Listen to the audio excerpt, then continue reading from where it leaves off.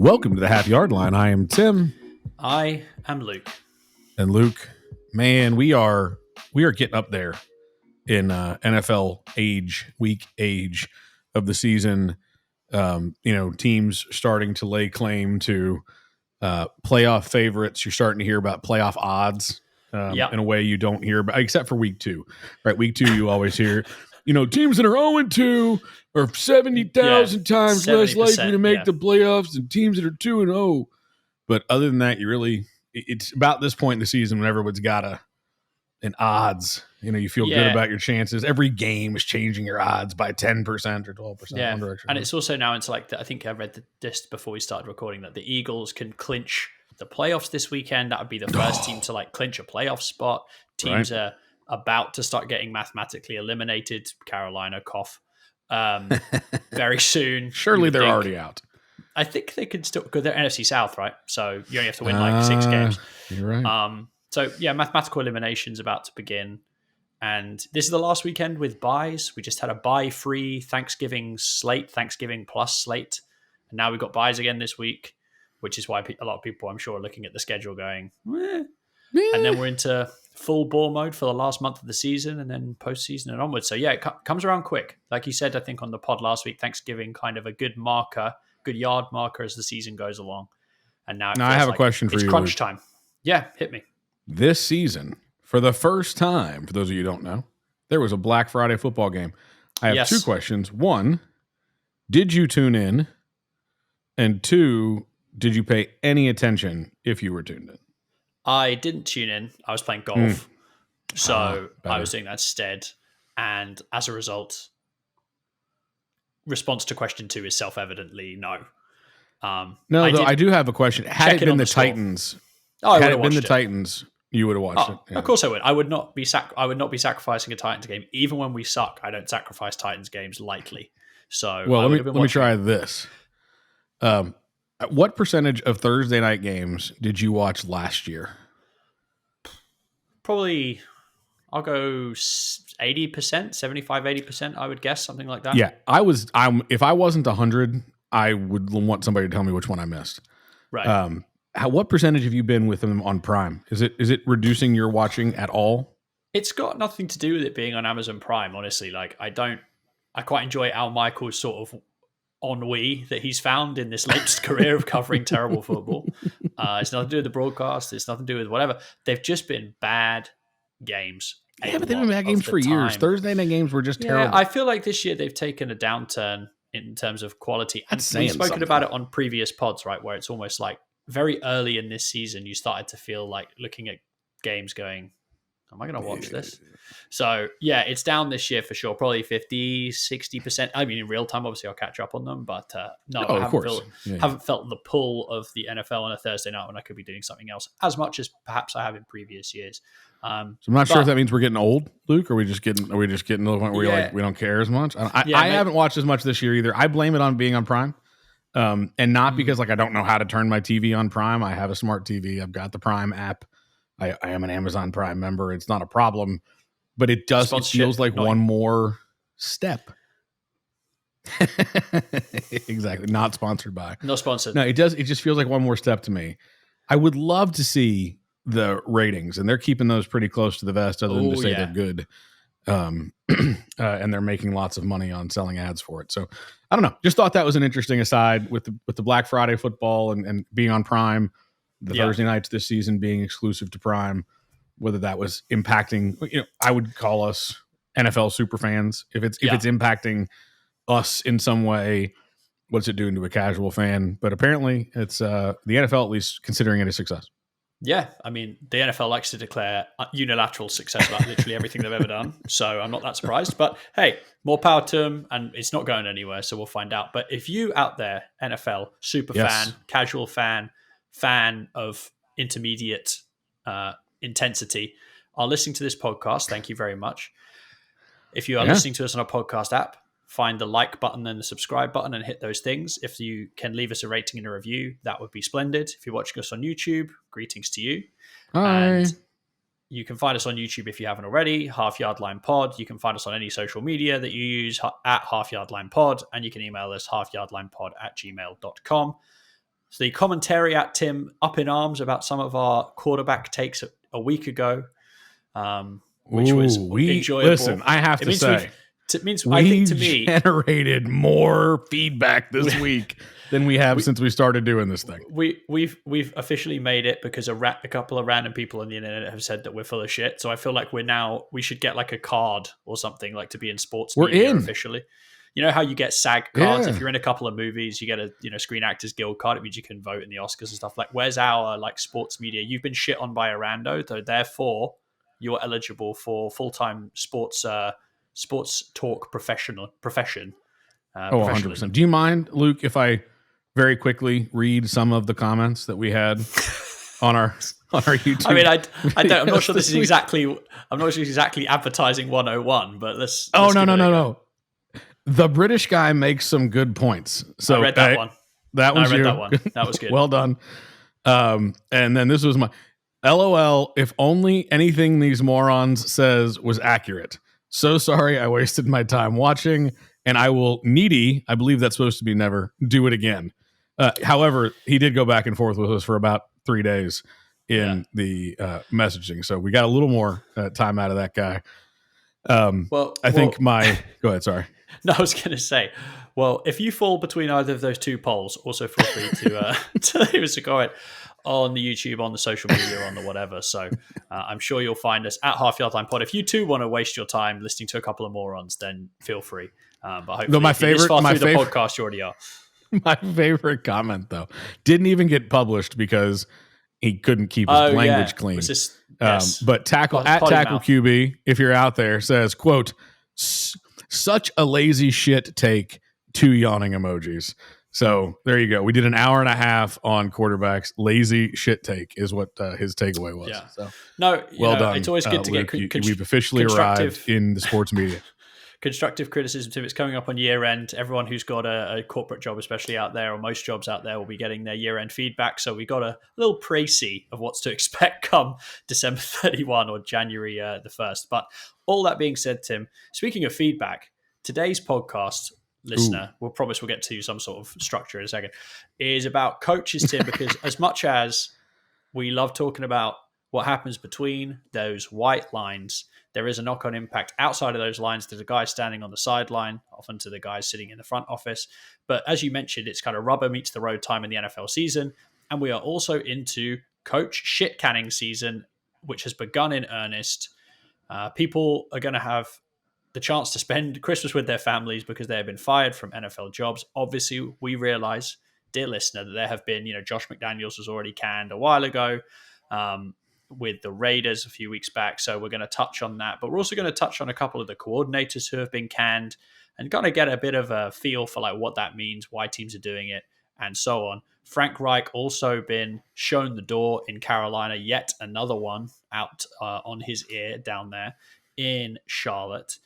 David Tepper giving a quite strange and probably ill-advised press conference today justifying that. So maybe we'll touch on that. We're going to talk about some of the one-and-done coaches of the last sort of 10-ish years and see where those franchises ended up as a result of those quick trigger fingers in the ownership box or in the front office. But Tim, as I mentioned, we'll start with the coordinators. We touched on one of these guys last week just to give everyone a quick overview of the 5 coordinators this season. You've had Mick Lombardi, who is the offensive coordinator for the Raiders, who was turfed out alongside Josh McDaniels, probably the least surprising of these, you would say.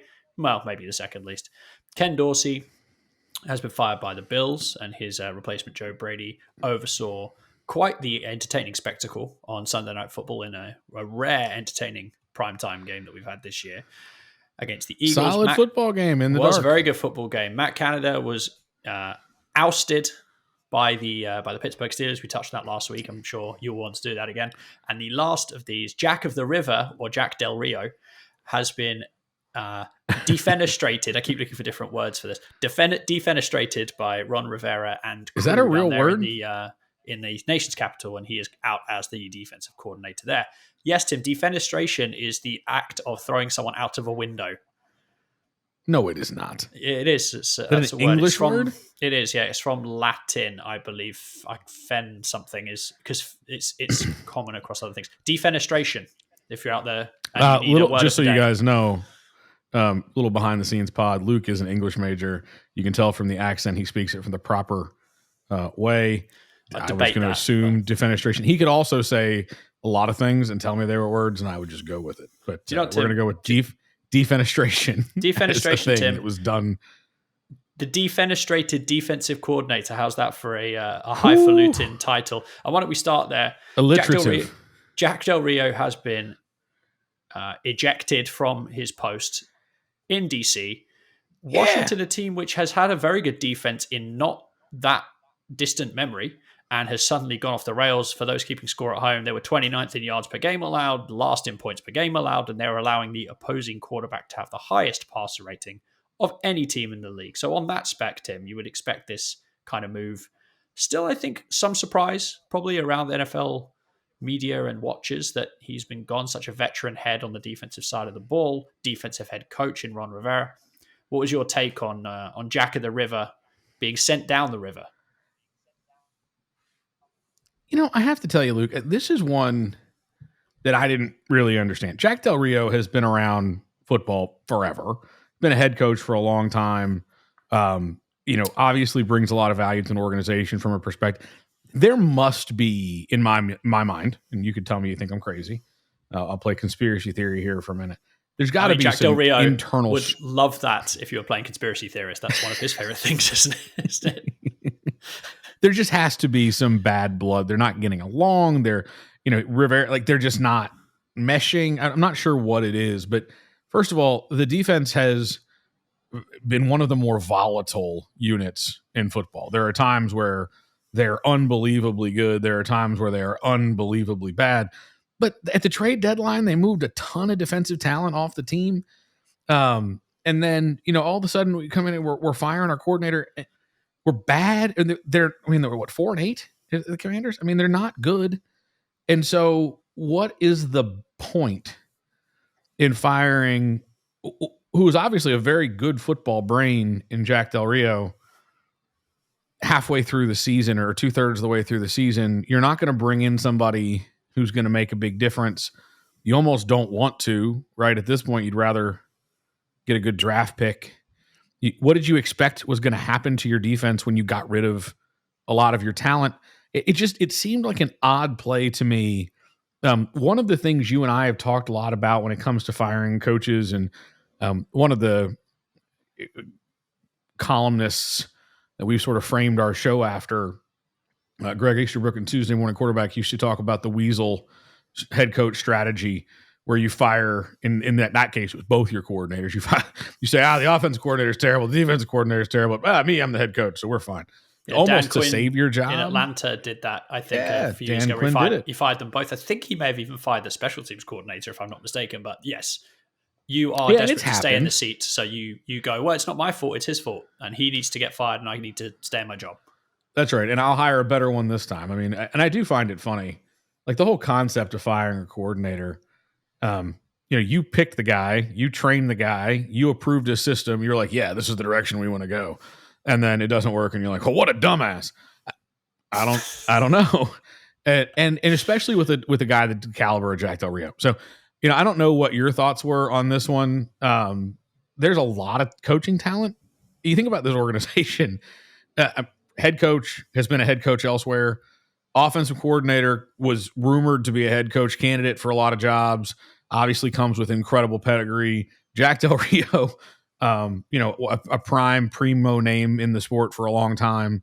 You think about kind of the caliber of coaching strength in an organization that's obviously not playing particularly well. I just thought this was an odd one. I really did. There are a couple other ones when we'll talk about the Bills and the Steelers in a minute where you go, okay, look, they think there's something there this year. They're letting it slip through their fingers. They're trying to make a spark, even if it's not a long-term spark, just something to get the team going again. We'll talk about that in a minute. That's not the case here. They weren't really going for it this year. They trade away all their talent. It just seemed very strange to me. I don't know if you saw it differently.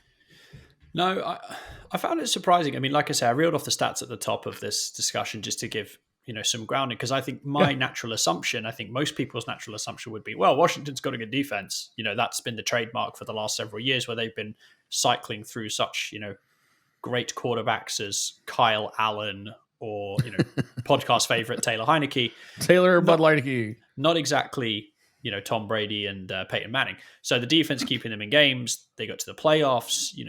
They're scrappy and they're battling and all the rest of it. And Jack Del Rio, as you say, is a big name. Been a head coach in the league as well. Not as many of those maybe as you would think. So, and Bieniemy is an offensive guy who is right on the cusp of a head coaching job. I mean, he's been interviewed about 100 times, so you'd think at some point. I think, without again wishing to embrace my inner Jack Del Rio and go full tinfoil hat on this thing, there is an element of this which I just think is job preservation for Ron Rivera. So Ron Rivera has taken over defensive play calling from Jack Del Rio.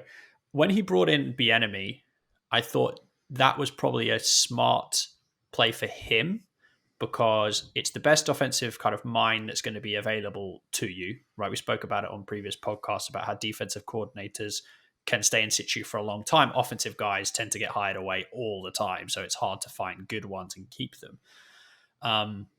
Sam Howell's looked great as a result of that, so that's a plus. Well, I mean, he's been up and down, but he's one of the top guys in passing yards this year, has had some fantastic games. Got some talent on that side of the ball, or maybe you didn't. And I feel like that was a nod to say, hey, new owners, I'm an old school football ground and pound defense type of guy, but I'm willing to move forward and change with the times, right?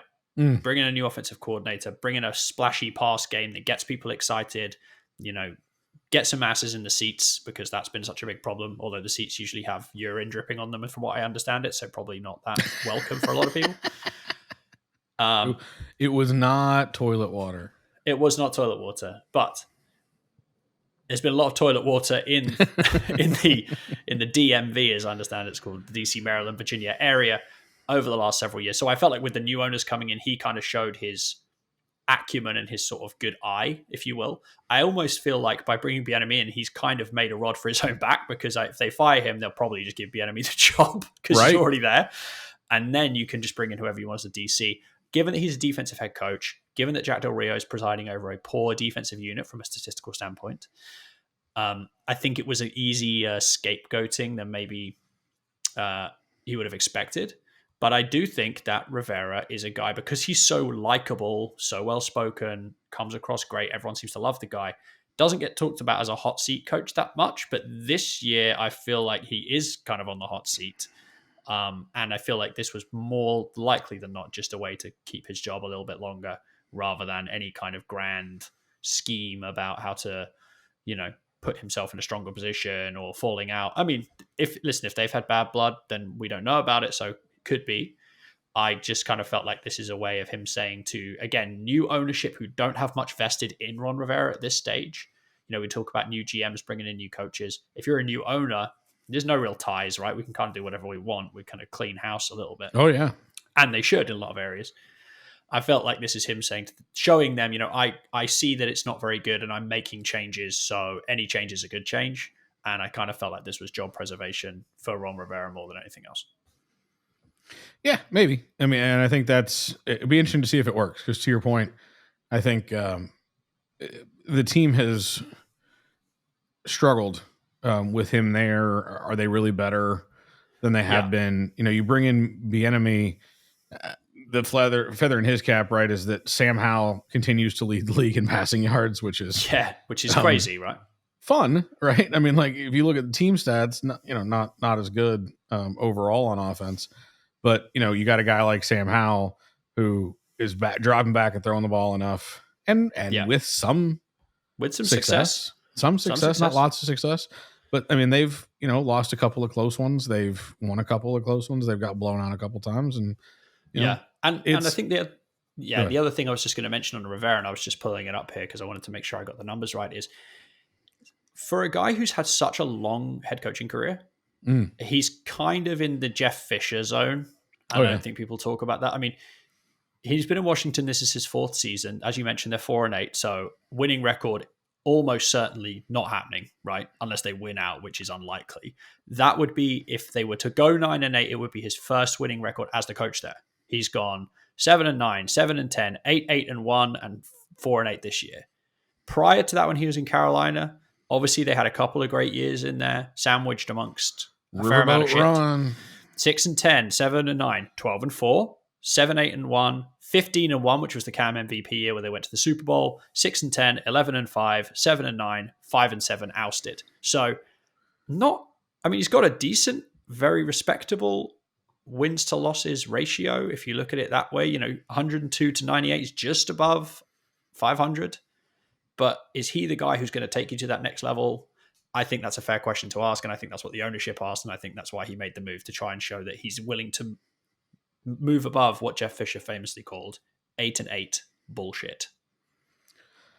Yeah, no, I think there's a lot of truth to that, and we talk how Carolina has famously not been able to put 2 winning seasons in a row together their entire franchise history. Riverboat not going to now. They're not doing it now, but Riverboat Ron was a big part of that. So, it'll be interesting to see where Ron ends up at the end of the year. But you put a bunch of talent there. It's gonna be very easy for a new owner to move on and maybe be enemy, maybe somebody else. But it does look like they're going to clean house there. Does firing Jack Del Rio save your job for Ron Rivera? I don't see it, but we'll see. Maybe the owner, maybe Josh told him he had to. And Tim, do you know what's a very dangerous thing to do? No. Fraternizing with the enemy. Very much. And that's going to do it for us today on the Half Yard Line, folks. No, no. Just wanted to interrupt you to get that in before I forgot it. I appreciate it. No, I think we should move on. We should move on. Yeah, we can't go higher than that. So let's move on. I think the two that kind of go together here for me are, in Buffalo and in Pittsburgh, moving on from the offensive coordinator. Couple of things that were weird about this one to me that I'd just love to get your take on because they were fascinating to me. First is you've got 2 teams that were getting some hype coming into the season, right? Kenny Pickett was supposed to have figured it out in the offseason. Most quarterbacks do when there's not a defense. The Bills, after, 2 years ago, right? Everybody thought they were going to win the Super Bowl. It was their turn. Last year, they kind of took a half step back. They were getting some hype as, oh, no, they're going to come out and really be hungry this year. They don't actually patch any holes on that team. I guess Dalton Kincaid was supposed to be their next weapon on offense, and he's certainly been okay. But teams that were underperforming the hype train, if nothing else, right? Whether they were actually underperforming their ability is a different question, but underperforming the hype train that they'd been on to start the season. Both teams underperforming, particularly on offense, but in almost polar opposite ways. The Bills' offense was incredibly explosive. It just tended to explode. If that makes sense. That actually makes perfect sense. Yeah, I was sitting in week 1 watching them play the Jets at MetLife, and you're watching this game and you're going, Josh Allen just gets bored and decides to throw a bomb. Like he just doesn't, and there's no qualms about where it lands, who catches it, who doesn't, if there's anybody in the area. Some of them are arm punts. Some of them are Hail Mary touchdown. He just gets bored. And he's like, screw it. I'm throwing the ball 50 yards, see what happens.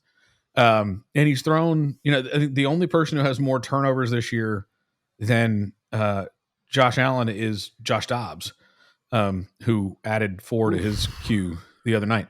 Yeah, so you're just only because of that. Yeah.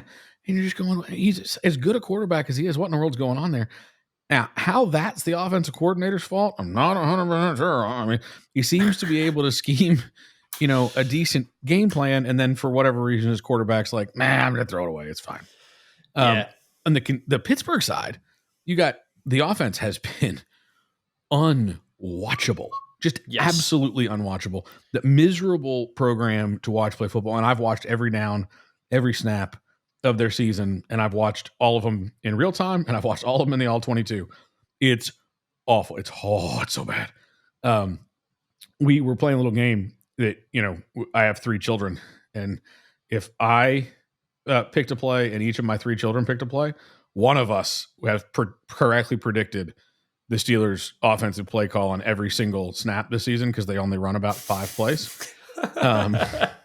And so, go on. It's just terrible. And Kenny Pickett is not throwing the ball down the field. You sent me a drive chart that wasn't Kenny Pickett's yesterday or Sunday night while we were watching football. And you talked about if you can't throw the ball in the middle of the field, if the drive chart was basically everything was behind the it was just line Justin of Fields scrimmage. against the Vikings, which was just like horizontal, 5 yards down the field, horizontal, and then one pass. But over even the ones that field. were 5 yards down the field were at the numbers. Like he didn't complete a single pass between the hashes. And that's been Kenny Pickett all year. We're not throwing the ball down the middle. And listen, some people say, well, Freiermuth was out. Yeah, we had other tight ends. We didn't throw them the ball either. And it's because they were afraid of a turnover. And the only thing you couldn't do is turn the ball over. And so you get into this, we'll play super conservative. We've got a good defense. Hope you're in it at the end of the game. And then take your chances in the fourth quarter, which has just been, so bad. But in both cases, this is a very interesting concept, and lots of teams have tried it, and some with some success. Washington Post came out with an article this week talking about, does firing coordinators in the season actually help?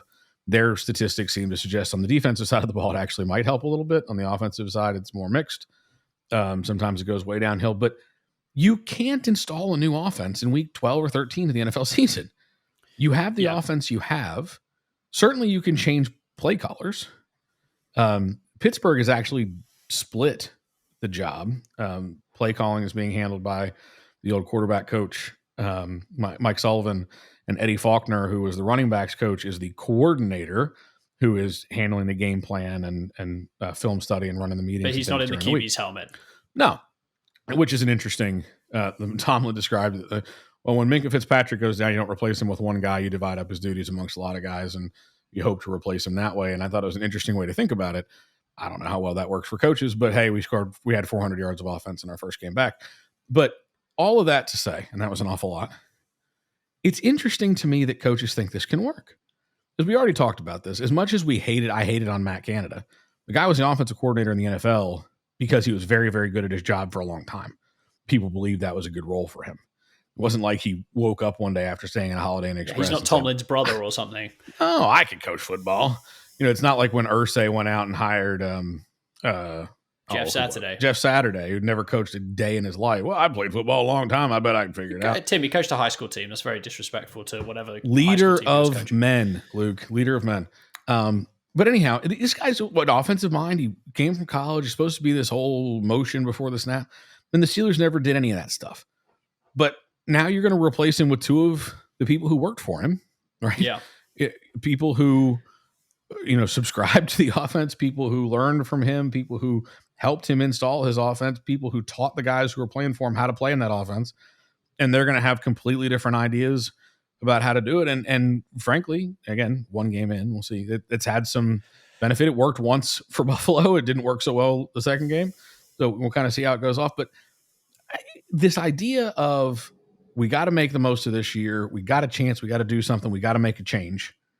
Looking for a spark, looking for a different direction, looking for a different something. And then sticking with an internal guy, a guy who was already working for the guy you just fired, to get that spark. It's just an interesting sort of concept. What are your thoughts on sort of firing the guy to get a spark? I think there's probably, like you say, they're kind of similar in a certain way. Like at the wholesale level, the Bills and the Steelers both firing the offensive coordinator is we've got something going on. We need to spark. We need to change something. There's a concept that gets talked about all the time in football, the English type of football, where they refer to as a new manager bounce. Soccer, we call that. Yes, soccer. The new manager bounce, or the dead cat bounce, which I always like as a phrase, where it's like the relief of that guy not being there is enough and it will get you a couple of wins, right? That's kind of what the ethos is. I found it funny this weekend. Matt Canada goes, as you say, 400 yards straight off the bat, hadn't done it in, 60 games or whatever the hell it was. That was kind of an example of that. But to your point, there's kind of two different ways of looking at this. Let's take the Steelers first. The Steelers, to me, are more than likely going to undergo some sort of offensive revolution in the offseason, right? It's been so bad for so long that you need some kind of wholesale change in how you approach the offense. Now, as you say, hiring someone in season is never going to work. You can't bring in someone to run an air raid now because everyone's learned the plays. They've been running them for 13 weeks plus the offseason, or 12 weeks plus the offseason, the preseason, OTAs, all of that. You're not going to come in and say, guys, now we're running the West Coast offense circa Bill Walsh 1985. Like, it's just not realistic. You can't install it. People can't learn it. So what you are doing is saying, right, you take the play sheet and call something else.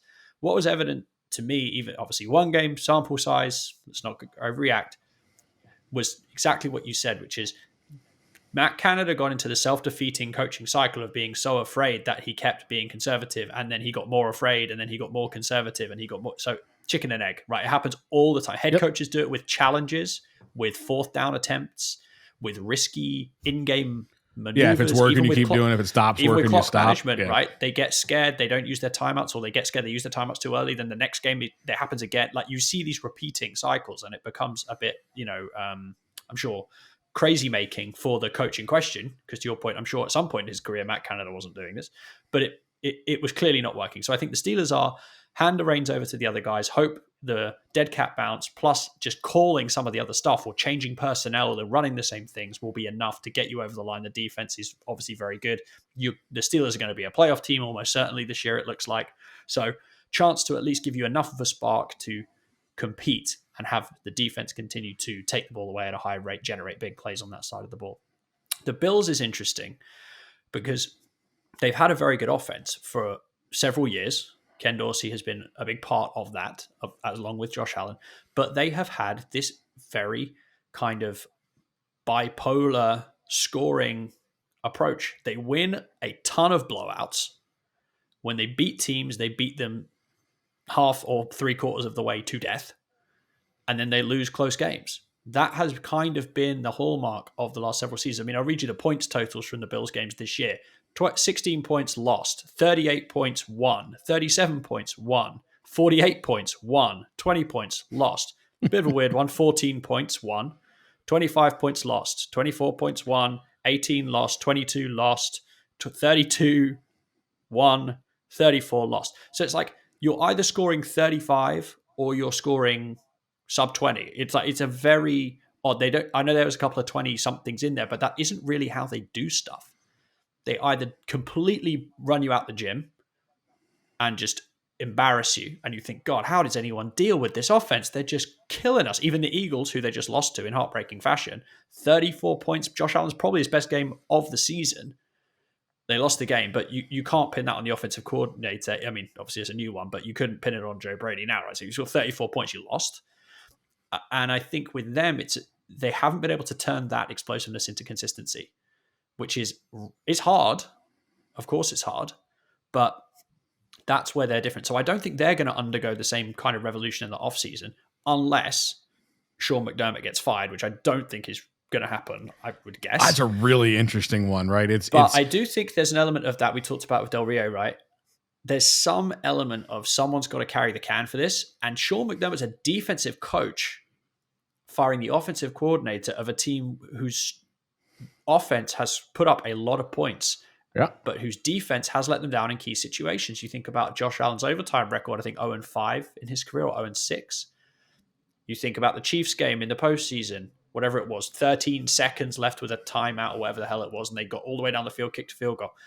In the game against the Eagles, slowed them down. They still got in field goal range, made a crazy kick. Then in the overtime, allowed them to go straight down the field, score a touchdown. So the defense has let them down in key points, but the offense has been a bit erratic. Do I think Ken Dorsey should have been fired based on his job performance? No, I don't think that fundamentally. And I don't think that Joe Brady is going to do anything massively different this year, similar to the Steelers, right? It's the same plays, it's the same dudes. The chances of them undergoing a kind of offensive revolution with the same head coach is not going to happen, but Mike Tomlin is never going to get fired, and Sean McDermott might. That's the kind of key difference to me between those two things. Yeah, we talk about the Steelers have not fired a coordinator in season in 80 years. Since the Second World War, the second year of the Second World War, in fact, I think it was. It's a long time. It's a long time. Yeah, it's a long time. Like Hitler was chilling in Paris last time the Steelers fired a coordinator in season. And that didn't seem like the chilling type. I'm going to be honest with you, but sure, let's. But you know what I mean? It was a long time ago, and it's interesting to me. It was one of those I've been rooting for them to fire Canada. I want them to fire him in the offseason. I want them to fire him in the bye week. I found it odd when we chose to do it.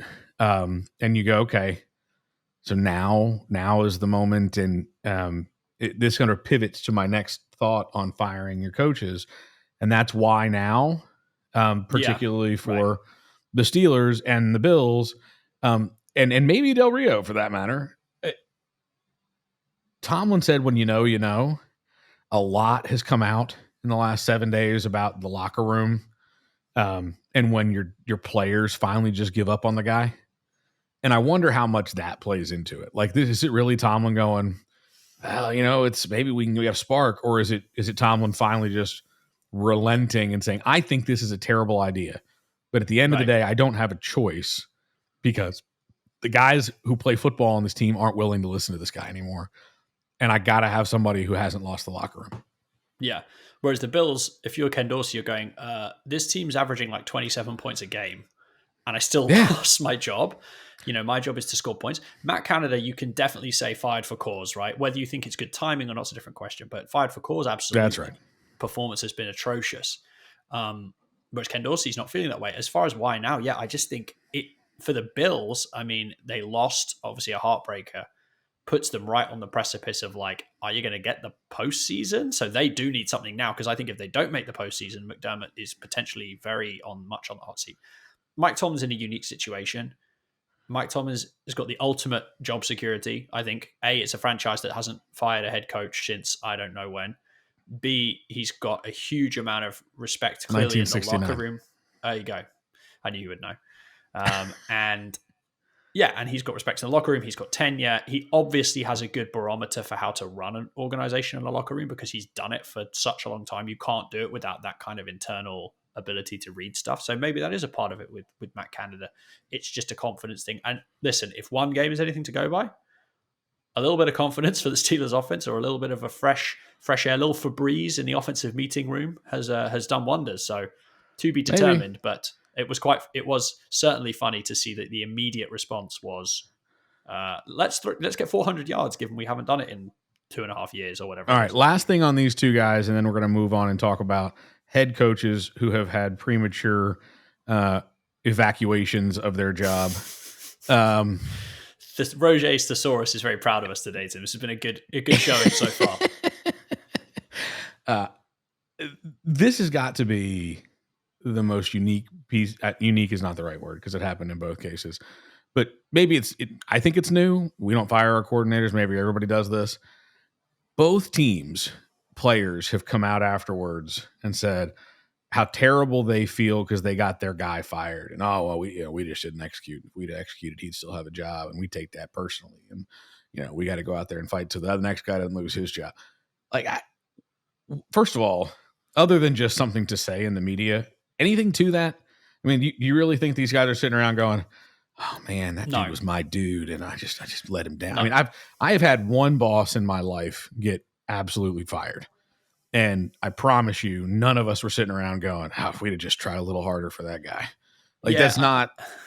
No, I don't think there's anything to it. I mean, there are certain exceptional cases where coaches and players really have those kind of bonds, right? Where it's a player and one player, one coach, they just have something and that does happen. And sometimes happens with organizations. I'm sure like Josh Allen spent a lot of time with Ken Dorsey, right? I'm sure they have got some kind of bond, you would assume, from just the time. I don't know. I'm sort of assuming Josh Allen's probably saying, get rid of this guy if they fire. Like, you really going to take your franchise quarterback's best relationship coach and shit can him? I don't think you are. I don't know, but I don't know. I don't think there's much to read into it apart from it's just a good thing to say in the media. Like, if you're a player, the NFL's a small world, right? The coaches come back around, you go somewhere else. You don't know who is listening. You don't want the headline, especially an organization like the Steelers, which generally has been run with a pretty strong focus on do not create distractions. If Kenny Pickett comes out and says, Matt Canada fucking sucked, and I'm so happy he's gone, and blah, blah, blah. I think players, especially quarterbacks, don't want to be seen to be scapegoating someone else for their own performance. They want to be seen as the team leader, the mature voice, we let you down. It's like when they say the fans are great. Like, the fans are not always great in stadiums. Like, you and I both know this, but they have to say the fans are great. I'm not going to say the fans really, were terrible. And I hate it. Like, the Titans don't fill the stadium, right? Like, there's some reality to things that you kind of can't say. And I do feel like that's happened more and more now. It's been increasingly sanitized how players address the media. So I just kind of feel like it's part and parcel of that. But Tim, one guy who's no longer going to be addressing the media, at least in the short term, is Frank Reich, the now former Carolina Panthers head coach. Always nice as a fan of a team when you beat someone and their response is to fire their coach. Fire their coach. It's about the only thing the Titans can be happy about. You guys are so crap that if we lost to you, yeah, no, so that was quite funny. It's time to make a change. I did say to my friend, I wonder if Panthers Titans was going to be like an old school wrestling loser leaves town. You know, yes, but, apparently so. Yeah, apparently it was. So yeah, for those that weren't paying attention, yeah, Frank Reich's been fired by David Tepper and the Panthers org as the head coach there. We talked about his hire in the offseason as quite strange. Didn't really get why they went the way that they did in that hiring cycle. Obviously, David Tepper has not had great recent success with hiring coaches at all. I think he's been through, something like 5 or 6 already, and he's not owned the team for that long. You know, Matt Rule came in, turnaround specialist, huge contract, did not work out. Now you bring in Frank Reich, who's coached the team, veteran NFL coach. That doesn't work out. Bryce Young not looking very good. Offense looking god-awful. Saw them up close and personal because I wasn't there, but I was watching them on Sunday against my Titans, and they were just, our offense is bad. Theirs is bad, B-A-D bad. So Frank Reich gets the ouster. Another one and done coach in frequently growing list of these, which we'll get to in a second. But I guess just on the Reich firing itself, Tim, was kind of any surprise whatsoever that this happened? Yes, absolutely. It was a. What did the Panthers think their season was going to look like this year? Sorry, that you were a Super Bowl contender? Like you had the number 1 overall pick, which you used on the wrong rookie, and you traded all of your other assets to get it. Yeah. David Tepper said, no, don't worry. We all definitely wanted Bryce Young. But by the way, we're also going to pick CJ Stroud if we didn't have the first overall pick, which I found a funny way of justifying that one. But it's like, well, of course, because, Bryce Young would have gone first overall and we didn't have the pick. So obviously that's the only reason we would have taken CJ Stroud. It's like, you could have phrased that better. Oh my God. But the whole thing to me is like, what? And again, I come from a franchise as a fan. I come from I work for the Steelers. I am a fan of a franchise that has had 3 coaches since 1969. Okay, we've had 16 coaches in the 100-year history of the team, and 3 of them for the last 55 years. So I don't really understand the concept of the one and done coach, and he wasn't the only one this year, and it's becoming a recurring theme, which I know we're going to get into. Unless you think Frank Reich is absolutely incapable of developing into a head coach, the team doesn't respond to him. The assistant coaches don't respond to him. Unless there is something going on here this is never going to work. Right. Then to me, this is just absolutely poor franchise management. Because I tell you what's not going to help your rookie quarterback? Coaching instability. Yeah. I tell you what's not going to help your rookie quarterback? Going, all right, here's a system, learn it. Oh my God. About the time he's figuring it out, just kidding. Here's another system, learn this one. Oh my God. And if that doesn't start out real well, you're going to fire him the year after that. And it's this instant gratification world that we live in right now. We got to win now. We got to win now. We got to win now. No one has ever won by firing their coach every year. It just doesn't work that way. The teams, and I understand you can say stability begets stability.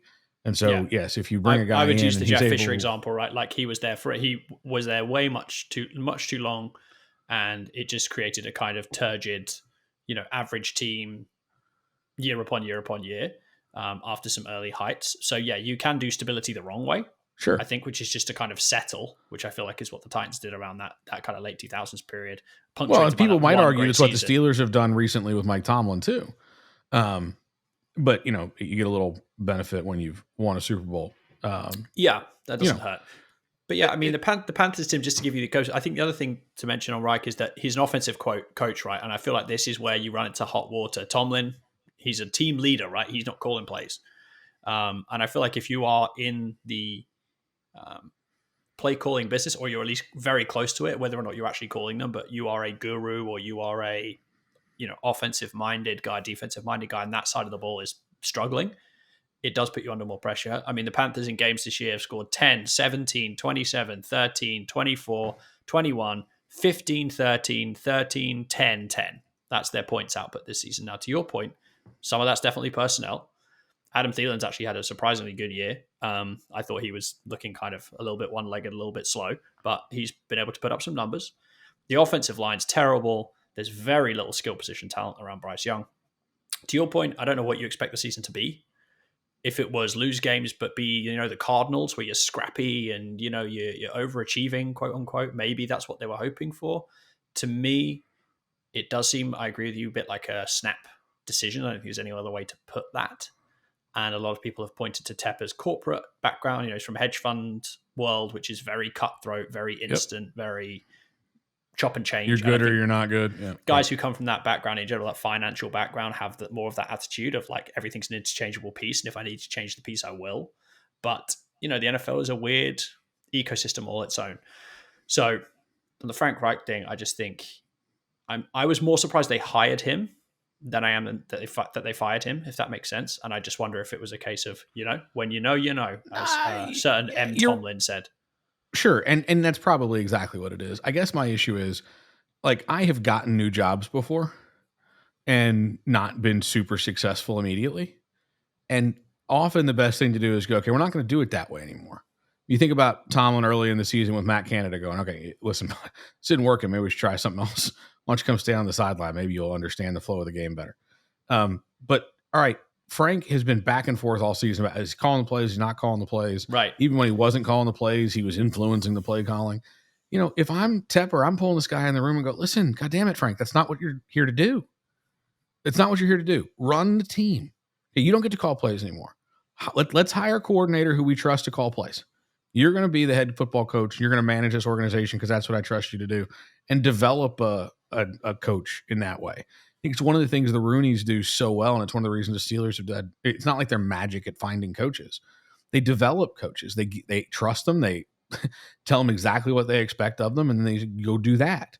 And I promise you, Mike Tomlin did not, like, when he walked out of the Rooney's office this week, said, or last week, and said, I'm going to fire Matt. They were all like, oh, well, it better work. It better work. That's not how we do business. Yeah, I feel like that opportunity for and listen, Frank Reich's been a head coach elsewhere. He's had some success elsewhere. He's had some struggles elsewhere. I think it's just hard for me to believe this guy couldn't be a reasonably decent football coach. And if you don't give a guy, hey, here's some feedback. Maybe you should take that and go try some more. And give him an opportunity to rebuild a program, then you're just going to find yourself perpetually searching for a unicorn. Yeah. And I don't think they exist. No, I think it's certainly a fair point. And on that note, Tim, we'll kind of position Frank Reich in the ranks of the one and dones. They're in 38 one and done head coach in NFL history, Tim, stretching back to the 60s. So we're going back a long way. They were still wanting and dunning, if you're allowed to say that, way back when we think of it as a modern phenomenon. But we have had 12 of the 38, though, have been since 2010. So there's certainly been an uptick in this department of late. Tim, going to give you one of your favorite tasks here, which is I'm going to ask you, how many of these can you name? One and done coaches? Since 2010, there have been 12. So we're saying, did they even get part of a second season? So, no, yeah. So these are coaches who were either completed one season and were then fired, or were fired mid-season, such as Frank Reich. So there are 12. Frank Reich is one. How many others can you name? This is going back, again, to 2010. To 2010? Oh, this is not going to be my... There's a few of these you can definitely get. Yeah, all right. So, Bobby Petrino. No, that was before 2010. But he was one and done. He was, yeah, I mean, that's the one that... Good. I mean, it's factual. Just by the way, coming back as the offensive coordinator in Arkansas as of, I think, today. So that's a weird one, but we can talk about Bobby Petrino another time. Okay. All right. So in Houston, there were two like this year. Yep. I mean, they've their last 2 years they've had. So David Culley. And then the year before, David No, Culley. No, the sorry. year The year after after. David Culley was Lovie Smith. Lovie Smith. So that's two. Yep. Obviously, Nathaniel Hackett with the Broncos. Nathaniel Hackett with that the Walmart Broncos money is came correct. in and cleared that out. Chip Kelly went to the Niners for less than a year. Chip Kelly. I have honestly no memory of that happening at all. None. Absolutely none. Oh.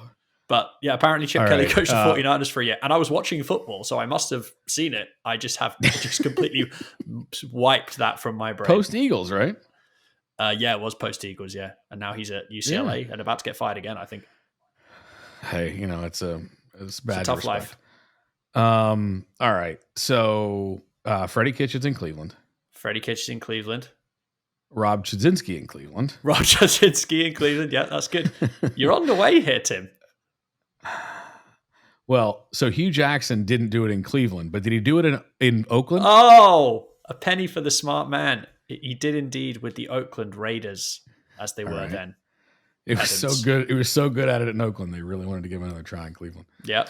How many have you got left? You got 1, 2, 3. You got 4 left to get. One of these I would expect you to get. I'll be honest with you. Oh, Urban Meyer. Jacksonville. I've never been. I don't tend to look back with a lot of regret in my life. Give me a division. But not doing a podcast during Urban Meyer's year is one of my top regrets, I would say, probably ever, that we didn't start early enough to capture the full magnificence of that year. We needed to start a year earlier. That's obviously maybe a special for the future. That's a 30 for when 30 he didn't take the team plane home. Oh, and then he was caught in the bar in Ohio. It was in Columbus with a young lady who was very much not his wife. With a college girl. And then he kicked his kicker in the could have been his daughter. Anyway, they could have been this. Honestly, we could do this all day, but we won't. Yeah. But yes, Urban Meyer is also one and done. Hang on. You no. 3 left. I think I can do 3. I think I maybe get 2 of them. Okay. Because I think there are 2 more teams on this list who have already been on. I think there are 2 more doubles. Because the Jacksonville Jaguars also one and done malarkey. Mike Malarkey. And I cannot remember this guy's name. If you can describe him to me, I'll give you the point. Guy. No, it's Jim. Is it Jim Tomsula? It's Jim Tomsula. This is a virtuoso display on the fired coaching front. You really have a skill for this. You've got 1 left to get. Give me a division. NFC West. It's got to be the Cardinals. It is the Cardinals. Steve Wilkes. Still West. Stand up. That, ladies and gentlemen, is one of the finest trivia displays, frankly, I've ever seen in all my years on this earth. And I am a man who loves trivia, as anyone who knows me can tell you. So just to recap, Tim has been able to successfully name all 12 of the one and done NFL head coaches since 2010, which for those scoring at home was Hugh Jackson, Mike Malarkey, Rob Chudzinski, Jim Tomsula, Chip Kelly, Steve Wilkes, Freddie Kitchens, Urban Meyer, David Culley, Nathaniel Hackett, and Lovie Smith. And Frank Reich, I should say. So, Tim, incredible. I would also note that I also got Bobby Petrino, who wasn't on the list. You did get Bobby Petrino. I mean, I always want to go all the way back and see how far back you can get. There'll be, some rando who coached the Oilers in the 70s. But anyway, we're not going to do that. Well, the Steelers, if we go back to the 40s, the Steelers had 3. Oh, wow. No, okay. Yeah. But yeah, so 12 one and done head coaches since 2010. So an increasing trend. And what I thought I'd do is just have a look at kind of what the spread of these was, what happened. Because if you wanted on a coach, we talked about it. You mentioned it with David Tepper right there. Do you create this culture of instability where the guy comes in, the guy goes out, the guy comes in, the guy goes out? You mentioned a bunch of teams have done it twice since 2010. The Browns, the Jags, the Texans, and the 49ers have all one and done 2 head coaches since 2010. Obviously, the Texans doing it back-to-back years very recently.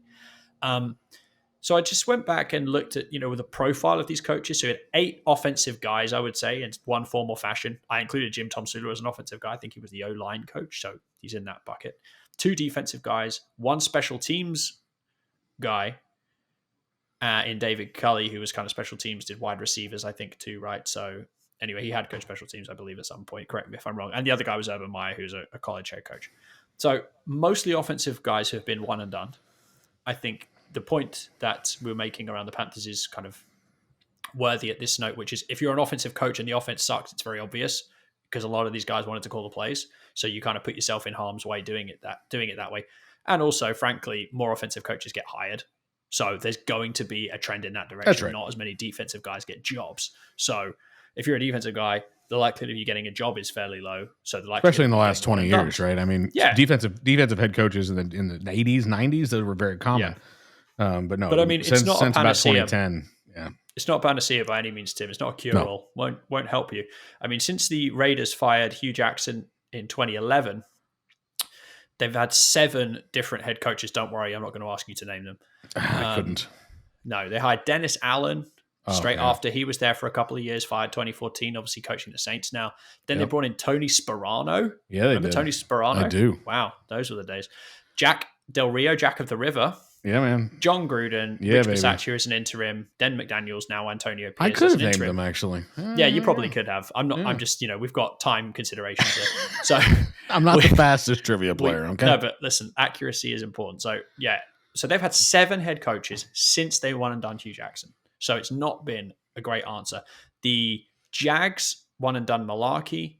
Then they had one and done Urban Meyer. Obviously, after firing Urban Meyer, they hired Doug Peterson. That looks like it's, kind of working. So maybe that worked, but they weren't exactly a great coach's paradise in the intervening years. Certainly, they went through a couple of guys in that spell as well, and that didn't end well for them either. Made the AFC Championship game, but again, they didn't find the guy. The 49ers to me is the interesting one because you fired Tom Sula, who was a strange hire. That was a weird cycle. The Chip Kelly hire didn't pan out, but then since they hired Kyle Shanahan after that, so they have managed to find stability after going through the instability for those back-to-back years. So it doesn't necessarily mean you're going to always get it wrong. The early returns on D'Amico Ryans looked to be good in Houston, so they went back-to-back firing coaches after one season. Maybe you can find an answer, but I do think there's something to be said for most of those teams haven't gone on to find immediate coaching success after one and doneing a guy. A lot of the times it's the guy after or the guy after the guy after who's found the success. Even the Texans, right? You one and done Cully, you then one and done another coach, and then you hired the guy. The Niners one and done someone, then they one and done someone, and then you found the guy. So it doesn't seem you get the bounce back. Steve Wilkes in Arizona hired Kingsbury after that. That didn't pan out. Now you're on to another coach. So I just don't think it creates a great situation. And listen, I'm sure you could go back to the 30s, the 40s, the 50s, the 60s and find one and done coaches who were followed by reigns of terror. But to me, it's interesting that so many of these guys have not gone, well, we one and done the guy who sucked, and the next guy was the guy. It just doesn't seem to be as common as maybe they would hope it would be. But I guess maybe that's NFL coaching. Yeah. It depends on what you think about the 17 minutes that Bill Belichick was the head coach in New York. But doesn't count. Never coached a game. To me, it's why do you fire the guy, right? If you fire your head coach because the performance wasn't there in 1 year, you're going to fire guys a lot because just like quarterbacks need to settle in, coaches need to settle in, whether it's old school and you're putting in your system and you got to get your players in your system, or whether it's new school and you got to get in, figure out who your players are and what your system is going to be as you build it around them. Going out and doing it exactly right the first time isn't super common. I mean, Sean McVay is an example of somebody who showed up and just changed the organization, right? Even Kyle Shanahan, it wasn't like year one. They were like, oh my God, this is the guy. It took a minute to kind of get that whole thing going. And, the Niners hadn't been bad forever before. I mean, the Harbaugh years in San Francisco were good years, largely. Made the Super Bowl. And so to me, it's why are you firing the guy? I'm a big, forget about football for a minute. Both you and I have jobs and we have people who work for us and we work for people. And when you're looking at your team and you're going, I've got a guy who's maybe not performing particularly well, more often than not, the smart thing to do is go, okay, how can I make the guy I've got work? Because you don't know what the next guy's got. And you can't hire the next guy until you get rid of the guy you have more often than not. And that's especially true in the NFL. There's this whole man code about not interviewing for jobs that aren't open. And the number of teams who fired their head coach because they knew who they wanted to go get, and then they called that guy and he was like, yeah, I'm just not interested. And now we need a coach.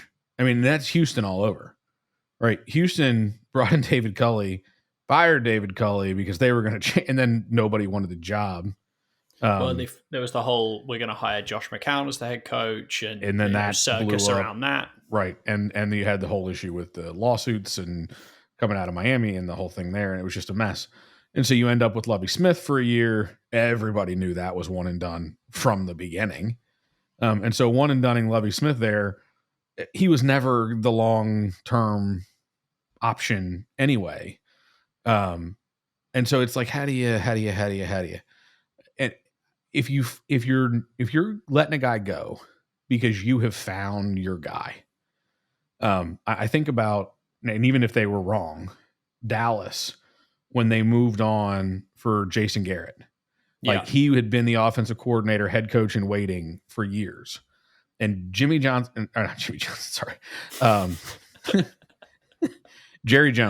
when Jerry Jones said, this is my guy, I love this guy, I want this guy to be my head coach.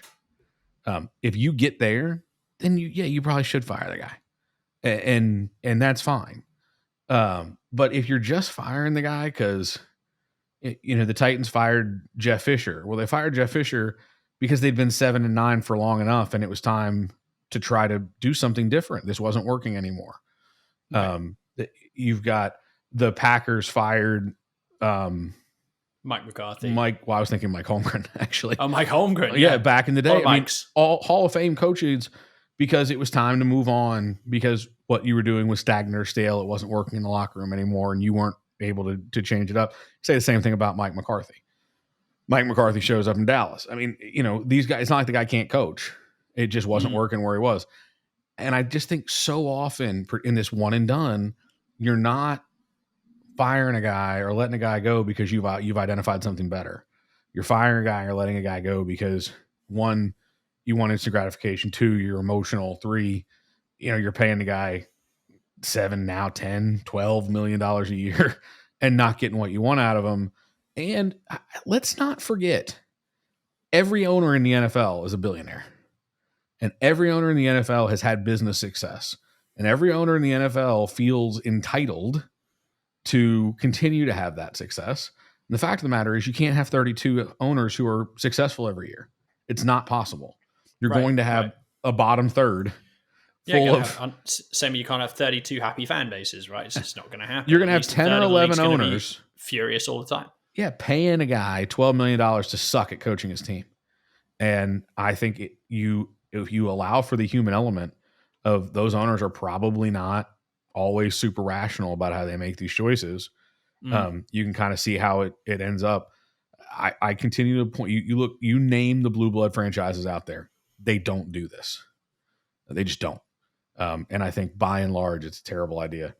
And if you're going to do it, it damn well be because you've found something that you think is going to be a real difference maker for your organization. And be very thoughtful about how you do that. No, I think that's exactly right, Tim. And I think it's what you mentioned there is what was going to be my last point, which was just, there's the excitement of door number 2, right? It's always, it's more exciting. It's like the draft pick. I think it was the same thing as draft picks in a lot of ways. Yeah. Think of the Bears situation the Bears are in right now, coach and quarterback, really, in some ways. But the Bears are now being, linked with firing their coach, which I think, performance has been bad. He's been there for a little bit of time. It's not a one and done situation. I think, come the end of the season, which is probably when they're going to do it, very few people will look at Matt Eberflus's success or lack thereof in Chicago and go, well, that guy deserved to keep his job. Like, there's a sustained issues. On the quarterback side, Justin Fields has been there. Justin Fields has been put through the ringer in terms of lack of skill position talent around him, bad offensive line, terrible play calling, and has, despite this, shown great flashes of talent in pockets. But everyone's like, well, you can't pass on Caleb Williams. If you get the chance to draft Caleb Williams, you do it. And I just think, not to say that Caleb Williams won't be a great professional quarterback, might be a Hall of Famer. Justin Fields might this might be as good as he's ever going to play. I'm not saying that, but there is always more excitement about door number 2, and it goes for coaches too. We can fire this guy to hire who? I don't know, but it's another guy. So we'll see what happens when we get rid of the coach that we've got without a plan. That's exactly the right thing that you hit on at the end there. If you go, I'll take the Titans as an example, right? I've been very critical of Vrabel at times, and his decision-making is not going to talk about that now. But if the Titans had a clear plan to say, okay, we're going to get rid of Mike Vrabel to bring in this guy, Ben Johnson, Bobby Slovic, whatever the case may be, if there's a thought process and a plan that goes along with that, it's very different. When Mike Mularkey was fired, Vrabel was clearly the choice, and there was a kind of quite strange atmosphere around the hiring process. It was the same with Mularkey, in fact, when he was hired. He's going to get the job, and everything else is just making sure that we fulfill the requirements to hire the guy. Different conversation. But there is a methodology, there is a plan there. It's very different to, I think, think of the Browns, right? You fire one coach, you hire a completely different coach. Then you fire that coach, then you hire a completely different coach again. You just end up pinballing around the NFL coaching circle with no clear direction. And if you look at the Steelers as the ultimate paragon of success in the coaching field, hire a guy, he's got a way of doing things. The next guy has a very similar way of doing things. The next guy has a similar way of doing things. There is continuity that can be found even in the NFL. So, yeah, one and done coaches, Frank Reich. I guess if you get I don't know if you get a jacket or something. I'm assuming they give you something to commemorate being one and done. But you have joined the ranks. I think it's the buyout check. That's what you get. The buyout check. Yeah, in my head, it's like one of those golf tournament checks they used to do, the big novelty ones. With the here's $27 million to not coach us anymore. To not coach anymore. But Tim, people we hope are not one and done are the Jonas Gray Memorial Player of the Week. Players of the Week, exactly. So don't worry, listenership. We are going to talk about a football player in amongst all this coach talk today, and wrap it up with the Jonas Gray Player of the Week. Just the one, only one worth talking about. The Jonas Gray Player of the Week, for those unfamiliar, the guy who comes out of the clear blue sky to do something amazing, unexpected in 1 week. Jonas Gray, of course, ran for 200 and some odd yards, 4 touchdowns, disappeared back off into obscurity again. We hope all of our Jonas Gray Memorial Players of the Week go on to great success. And this week's Tim plays for the Denver Broncos. Ooh. He is a safety, and his name is PJ Locke III. Indeed. He was starting this game in place of Kareem Jackson, who was suspended again for basically headshotting people. I think it's the unofficial term. This was his second career start, an undrafted free agent, 2019, Tim. So PJ Locke been around the block a little bit. He's 26 years old. He's 5'10", 202 pounds. He's from Beaumont, Texas. Tim, any idea where Beaumont, Texas is? I am familiar with the name of the town. I could not tell you where it is. It's 85 miles east of Houston. Oh, there you go. Which I believe also was a Johnny Cash charted hit in the mid-70s. That was a music joke. He went to Central High School in Beaumont, which sounds like a made-up place, but apparently Central High School is a real thing. He's actually the third, as you heard. His name is actually James Abner Locke III, and his dad is called James Locke Jr., so I don't know why he's called PJ, and I couldn't find out. Despite, I did do quite a lot of effort. Put quite a lot of effort in to try and find out why he's called PJ. What's the P? Yeah. I have no idea. His dad played defensive back at Oklahoma State, so some pedigree there. And he went to the University of Texas after a 3-year college career in which he played DB and linebacker. Graduated with a 3.85 GPA, Tim, from high school. Did old PJ III, so good for him. Smart went to Texas, stayed in state. Long career there, 47 games, started 31 games, was a team captain as a junior and a senior, played a little as a nickel, played as a safety, so some versatility, which obviously NFL teams really covet, especially in the modern game.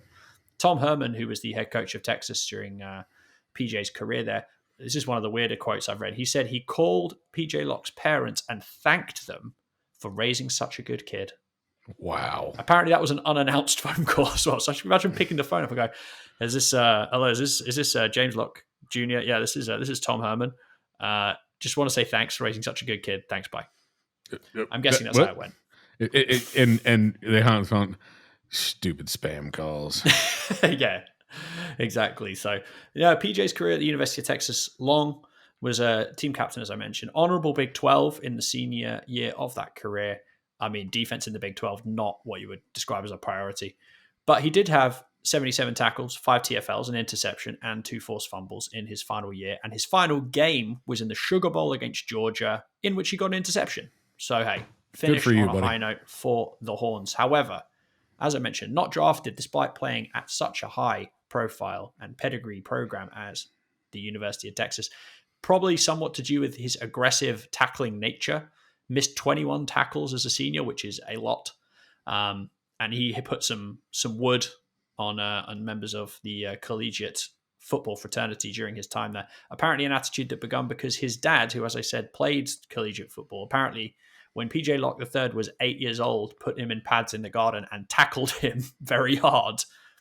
And that was his grounding and like being tough or something. So there you go. That's the origin story for either a supervillain or a safety for the Broncos. I'm not sure which. As I mentioned, he was not drafted. Ran a 4.5 at his pro day, though. Was actually, Tim, signed as an undrafted free agent by the Pittsburgh Steelers. What? Would you believe? Yeah. No, I had no idea that was true. He was cut in final cuts, so never played a down for the black and gold in a regular season game, unfortunately. He was then signed to the Denver practice squad a couple months later, was on the practice squad, then he was on the roster. Then he managed to get onto special teams and led them in special teams snaps in 2020. So a real, classic, make the roster, get on special teams, impress some coaches, and maybe you'll get a shot. Then graduated into a more pronounced defensive role. 10% of the defensive snaps last year he played, so that was good, and signed a new 1-year deal in the offseason to stay in Denver. So good for him. And in this game, to earn the Jonas Gray Memorial Teaspoon, made an impact play, Tim. The Browns driving down the field, PJ Walker trying to make something happen, down 24-12. They're at the Denver 33. There's 8.5 minutes to go. It's 4th and 14. Is this going to be something dramatic? No. For the Well, Browns? yes, but no. It was something dramatic, not for the Browns. PJ Locke on the blitz, sack, forced fumble. Denver recovers. They went on to win 29-12. PJ on PJ. Yeah, PJ on PJ crime.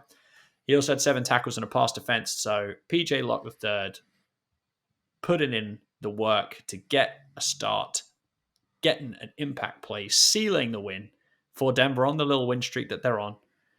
And now earns the most prestigious of all NFL awards, which is the Jonas Gray Memorial Teaspoon. So credit to PJ Locke III. It used to be a commemorative teaspoon. Have we stopped? Maybe it's still commemorative, I suppose. And we've been lazy with the long name of that reward. We couldn't afford the engraving anymore. That's true. Well, we need more comments in our YouTube video this week.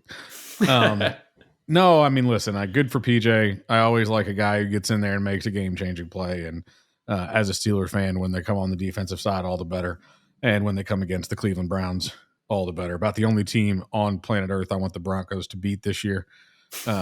So there you go. That's my thought on that. But congratulations, PJ. Well done. Hopefully you take a different path in your future than Mr. Jonas Gray, the official namesake of the award, did. But Luke, as we wrap up today, I have one quick hitter for you, and we're going to move away from the comfortable confines of our NFL knowledge to a slightly related college football discussion, if I could, for just one moment. Sure. We've talked about coaches getting fired today. There's nothing better than when a head coach of a college organization who was given an obscene contract by an athletic director, guaranteed unbelievable amounts of money, and Jimbo Fisher this year was fired after last year, 2 years ago rather, having his contract extended to a full 10 years, $9 million per season, fired less than 2 years later with a record-breaking buyout of $76 million. Here's $76 million. Please don't come back. Anything else. You Just can do leave. anything else you want except coach Texas A&M. Oh, man. Anything you want. What? And first of all, how out of control is college football right now? Just so stupid. And here's my real question, which is a better question than how crazy is college football, because everyone knows the answer to that one. Can you imagine Thanksgiving dinner with the family? When, first of all, he was already Uncle Jimbo, right? And he was friggin' rich, and he played college football, and everybody knew he was loaded. This guy just got a check for $76 million. and fired at the same time. Like, I don't know, it's got to come up, right? So, Yeah. hey, Jimbo, now that you never have to work another day in your life, but you're going to keep getting paid for the next 10, you going to help cousin Vinny down here a little bit? Where's my I mean, I piece hope you bought coming? the turkey. I mean, I hope Right? you at least put out for that.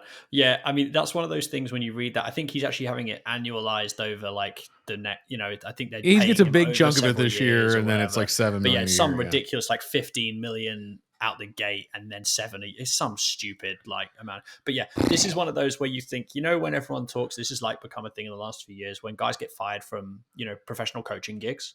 Right, could be soccer, could be basketball, could be baseball, could be whatever. Everyone goes, well, you don't, you never want to see anyone lose their job. Everyone that's become the like compassionate phrase du jour that everyone Yep. comes out No, with. of course. Guys And got I do family. think counter to that, when this happens, I say I don't feel sorry for him at all. No. I listen. I get the guy. I'm sure he loves football. He loved Texas A&M. It was a complete and utter disaster, basically from start to finish. And I'm sure he's really gutted that he failed because he wanted to do a good job, blah, blah, blah, blah, blah. And money doesn't solve everything. It doesn't buy you happiness. All of that stuff is true. I'm just going to say, I'm going to struggle to summon up a huge dose of sympathy when you are being paid out three quarters of $100 million to not coach. No, and listen, anymore. I make far less than $9 million a year. Like a lot. I would a lot certainly less. hope so.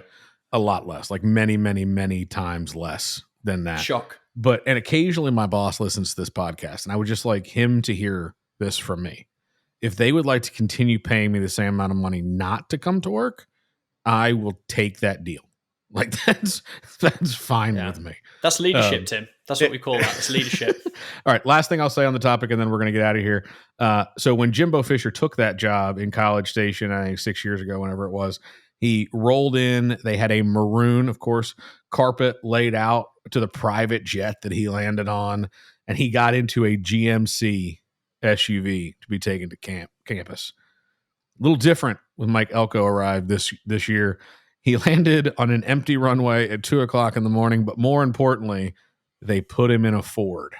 And so apparently this is Tim is built tough. Built tough. We have fixed it. We have righted the wrong. We put him in the right brand car to get him to the, I don't know. This is college football.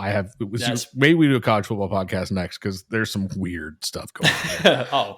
But that's going to do it for us here on the half yard line. Hope you enjoyed our coach conversation today. We were trying to, find some interesting angles and things to talk about this, given the noise that's been going on in the coaching circles over the last couple of weeks. It's time to get fired for a lot of money, everyone. So yeah, time to get fired for a lot of money. I'm going to try to get on that bandwagon. Eric, I'm talking to you. Let me know. But hey, to the holiday season, you get to spend with your family, you get a big check, and you just have to put up with everybody on TV and social media telling you how terrible of a person you are and how much they wish you were dead. So hopefully that's not the situation you find yourself in. Enjoy your week. We will back with you next time on the half yard line. Until then, be good. See ya.